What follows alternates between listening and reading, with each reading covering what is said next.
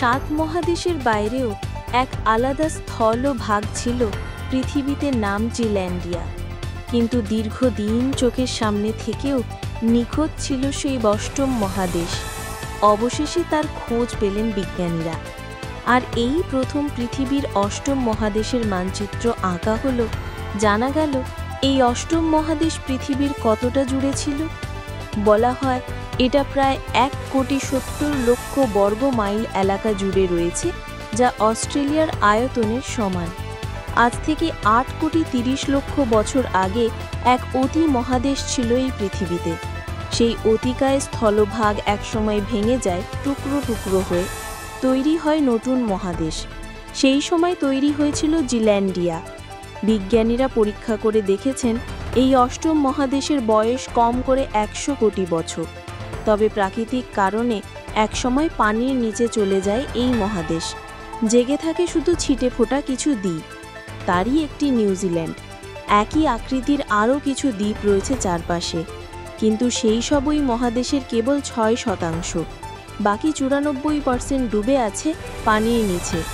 375 বছর আগে এই মহাদেশের কথা বলেছিলেন এক ডাচ নাবিক। সেটা ছিল 1642 সাল। তারপর 2017 সালে ভূতত্ত্ববিদেরা জিল্যান্ডিয়া আবিষ্কার করেন। তারপর আরও 6 বছর কেটে গেছে।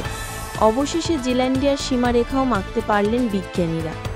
সংবাদ সংস্থা বিবিসি জানিয়েছে প্রায় 50 লক্ষ বর্গ কিলোমিটার জুড়ে বিস্তৃত এই মহাদেশ, যার আরেক নাম তেরি ওয়া মাউই। লাখ লাখ বছর ধরে লোকচক্ষুর আড়ালই ছিল এটি। এর সিংহভাগই পানির নিচে থাকায় এর মানচিত্র তৈরি করা বেশ কঠিন ছিল। এছাড়া এতে পাহাড় পর্বত, উপত্যকা, এমনকি আগ্নেয়গিরিও রয়েছে, যা নিউজিল্যান্ডের কাছে প্রশান্ত মহাসাগরের তলদেশে অবস্থিত। এরপরও ভূতত্ত্ববিদদের একটি দল এর মানচিত্র তৈরিতে 20 বছর ধরে কাজ করেছেন, যার নেতৃত্ব দিয়েছে নিক মর্টিমার নামে এক বিজ্ঞানী। অবশেষে সম্প্রতি অষ্টম মহাদেশের মানচিত্র তৈরির কাজ শেষ করেছেন তারা।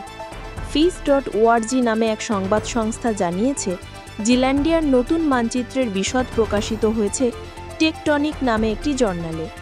আপাতত বিজ্ঞানীরা সমুদ্রের তলায় ডুবে থাকা জিল্যান্ডিয়ার পাথর ছেঁচে পুরনো ইতিহাস খোঁজার চেষ্টা করছেন।